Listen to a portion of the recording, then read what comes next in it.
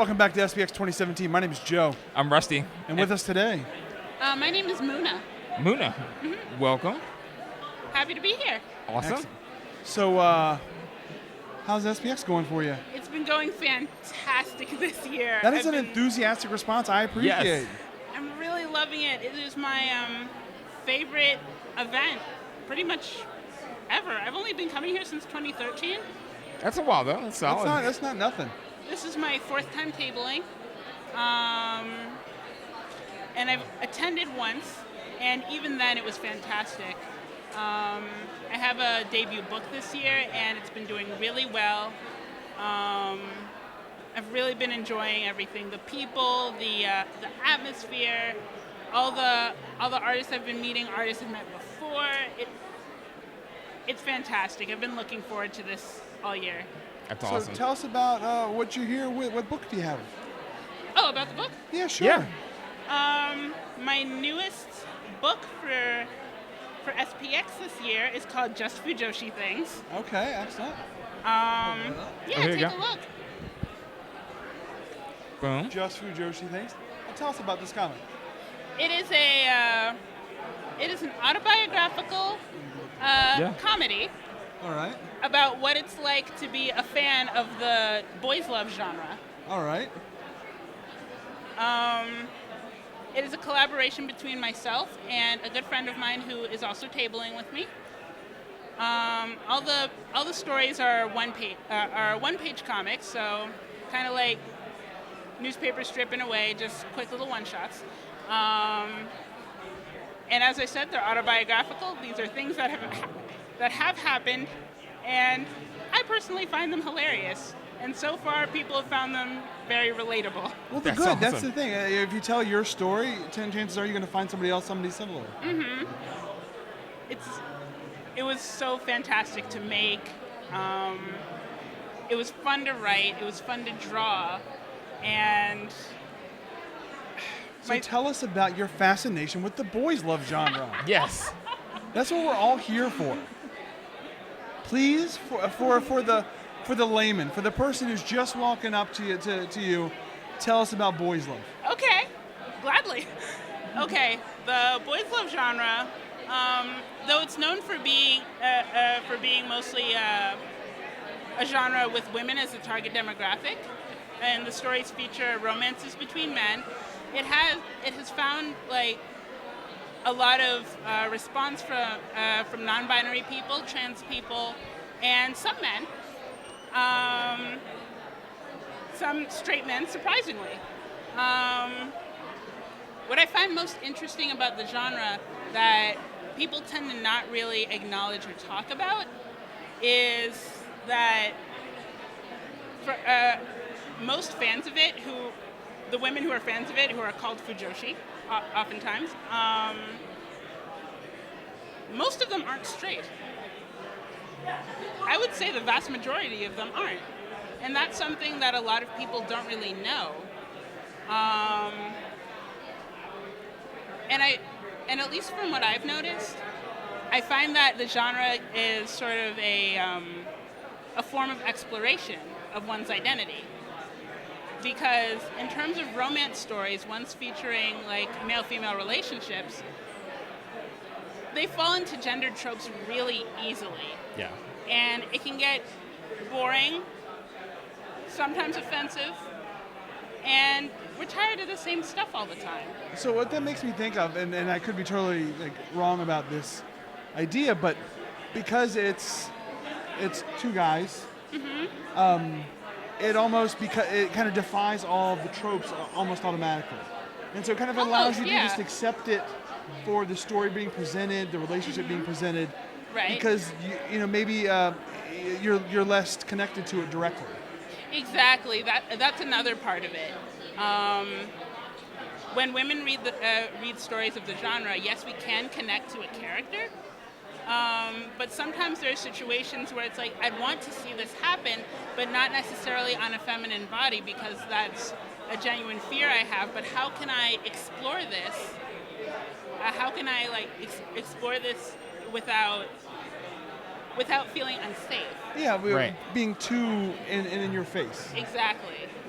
And I won't say that the genre is perfect, because it's not. Oh, yeah, none are. Yeah, no genre is perfect.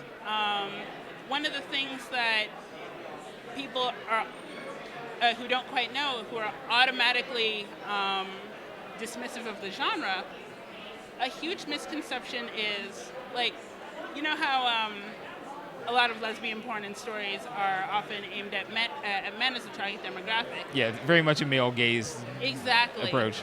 And people say that the BL genre is the exact inverse, when I can't say in societal terms it's not an exact inverse. Right. Because there is a power difference there. Yeah. Yes.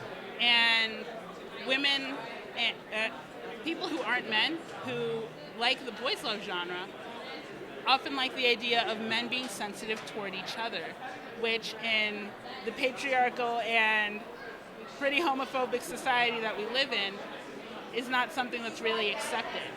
Men being sensitive toward each other, being like being physically affectionate, being emotionally affectionate. Yeah, it's like there's an idea that masculinity has to not allow that, basically. Exactly. Yeah. So it's kind of coming from a wish fulfillment of that. Sure. So it sounds like there's lots of different angles that, like someone's interest in this could partake. I mean, they can go this way, they can go that way. Exactly. A lot of ways to get to having an interest in this genre. Exactly. And a lot of people do associate it with Japanese media, and that's where a lot of it came from.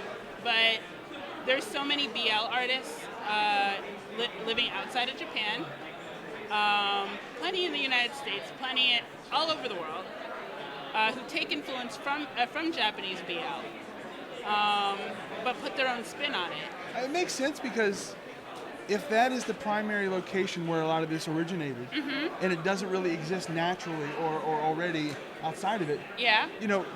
People from outside of that area are going to want to bring it into their zone, their Precisely. location, because it doesn't exist yet. Yeah. Yeah, exactly. Like, and because there's so many different angles to it, there's certain aspects of the genre that, like, fans wish, like, oh, I wish there was more of XYZ in the boys love genre. For example, I wish there were more dark skin characters in the genre. Not that they don't exist, it's just that there's not many. Sure. And so whenever I draw or write anything like that, I try to include more characters of color. Well, I mean, that reflects your world more often. Exactly. Yeah. Like, as a queer woman who is black, I want to see more characters that I can relate to in that way as well. I'm a huge believer in, like, create the content that you want to see more of. Absolutely. Yeah. Like, if you have an idea, like, wow, I kind of wish there was more of this, or I wish characters like this were represented more positively, then make it yourself. I think Write that's it, one draw of the best things about the people that come to SPX, the type of products that are sold at SPX, is that so much of it's driven by people not seeing what they want already existing and then expanding the world to include it. Like, I don't see comics that talk about whatever subject matter you might have, and then they kind of explode open what is being made, Yeah. and then make themselves a present. Exactly. Yeah, like, in terms of my background, like I said, I've been coming to SPX since 2013, but before that, I'd only really gone to anime conventions for, like, fandom stuff. Yeah. Like, I used to cosplay, I used to do stuff like that. And with that, it was only really, like, fans of big mainstream stuff. Big mainstream stuff instead of, like, the smaller things, which I find in those communities aren't quite as appreciated. And I always liked drawing and like the idea of making my own comics. But then when I went to SPX for the first time, I'm like, whoa, so there's more to what it is to be a comic artist. There's more than just the Marvels and the DCs of the world. And so coming here was like a real eye-opener. Like, you don't have to be with a publisher. You can make stuff yourself, assemble it yourself, or go to a printing company, print it yourself, and put it out there. And what I found interesting is that people in the big fandom communities, I put a question out on Facebook once, or not a question, but more like a little observation. People who want to see something or a type of person represented in media, and they'll talk about how they want to see it, but they don't really do much about it, other than say, we want more. Like, make more. And in theory, that's great because you can be just a consumer. Yeah. And that's okay. But it also doesn't necessarily get you closer to getting what you want. Exactly. It doesn't push along the goal, yeah. Exactly. And so some of the comments I got on that were really interesting because most of the people I know on Facebook I met through cosplay years ago. And so the comments I got were like, well, we need something that's as big as like Doctor Who or Avengers. Like, and I thought, so you just want it to be big and popular? Like, yeah, the representation is good, but you want it to be big? Like not focus on content, just popularity? Yeah. Like, more like they do want to focus on content, but they want it to be on that scale. Okay, yeah. Like, there's no point unless it's that big. Like, we need to start from the bottom. Oh, yeah. And work up. Because not everything starts out, like, at $1 million Hollywood level. Like, that's where people who go to SPX come in. That's where we come in.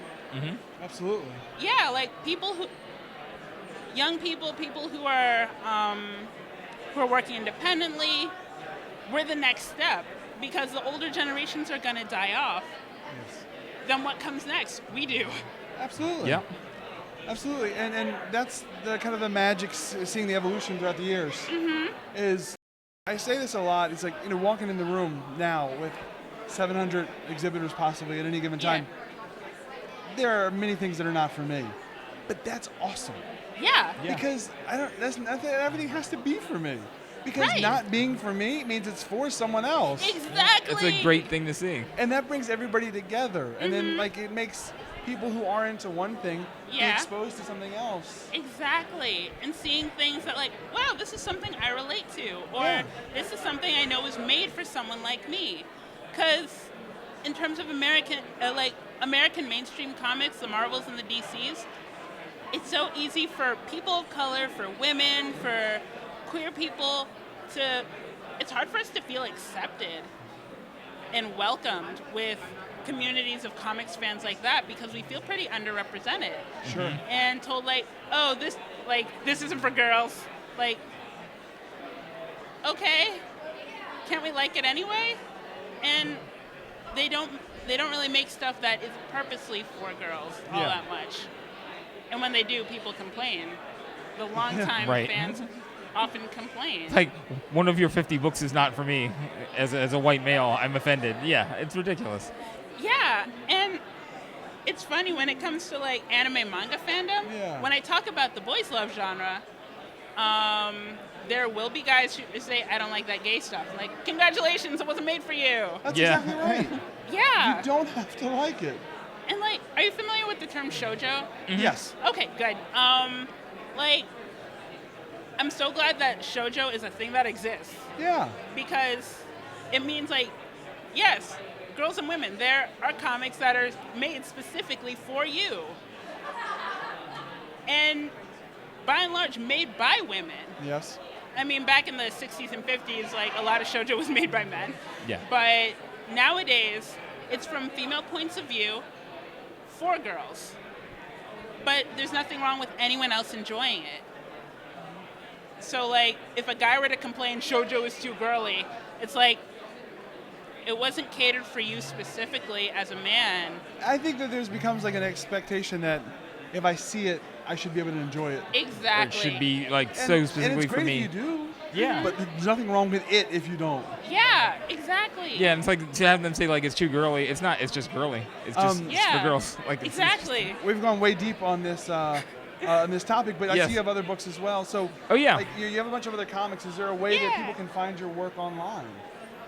I'm sorry, repeat the question. I'm sorry, is there a way that people can find your work online? Yes, absolutely. On Tumblr, I am moon-tunes at tumblr.com. Okay. So it's MOON-TOONS. Okay. Moontunes Art on Twitter. Moontunes on Instagram. Yeah. Oh, and now before we let you go, we have one very important question for you. Yes. Would you like to answer a mystery question? Oh, sounds fun. Let's do it. Mr. Mystery question time.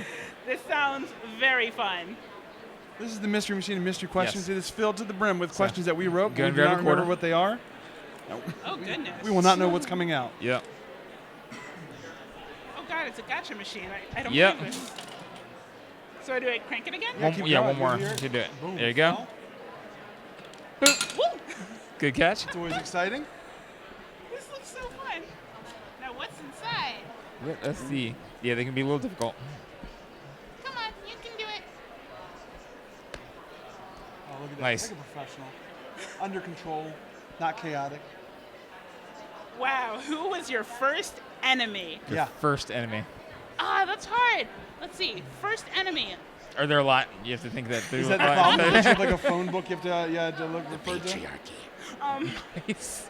Now, this doesn't have to be a human enemy. It could be Yeah. an animal that bullied you. Or a concept. It could be a concept. My 6th grade teacher. Oh, yeah. Oh, I like that. All Tell right. us, My 6th grade teacher was my first enemy. what did they do to earn that title? Okay, I have attention deficit disorder. All right. They didn't. This was before I was diagnosed. I did well in my art and history classes, but badly in math and science. He said, "Oh, she's clearly doing that on purpose." What? Yeah. Yeah, like you would choose to? Yeah. That's insane. He called it willful disobedience. Okay. I mean, all right.